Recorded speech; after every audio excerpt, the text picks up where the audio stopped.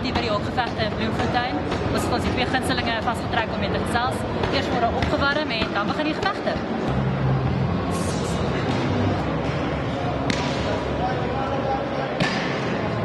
Die musiek wat jy vooraf speel, het elkeen nou 'n spesiale dingetjie wat jy opsit voordat jy uitgaan? Ja, meestal is dit maar 'n liedjie wat vir hulle iets beteken of wat hulle psych vir 'n fight wat jy laat weet in die ding kom. Dit hang maar af van fighter tot fighter. Party mense het maar energie, party mense het nie van weet nie liedjies wat hulle op die uit. Ek kies maar 'n liedjie wat vir my op die dag in die mood kry vir fight.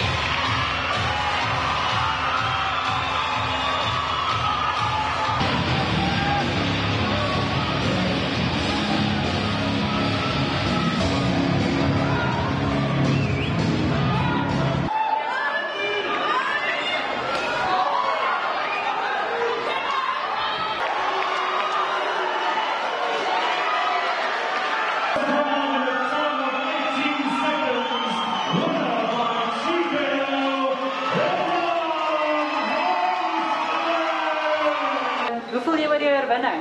Ja, ek is baie bly. Ek het hard gewerk daarvoor, so ek is bly het getafgeloop. Het jy beplan om daai een skoot uit? Nee, soos ek gesê het voorheen, jy kan nie beplan wat jy doen nie. Jy gaan maar in met 'n min of meer 'n gameplan, maar soos ek sê, jy moet maar kompromie of jy moet die fight lees en sien wat gebeur. En jy maar so rol met die punches. Hoe het jy in die sport betrokke geraak? Ek se bouncer by Barbados. Ek hou 'n bietjie van beklei en goed en ek maar vir 'n keer dit maar wetdag af doen. Kan ek maar kyk hoe. Doen jy dit gewoon wetdag af? Nee. Weighing in at 115 kilograms. Put your hands together and welcome Nico Panamera.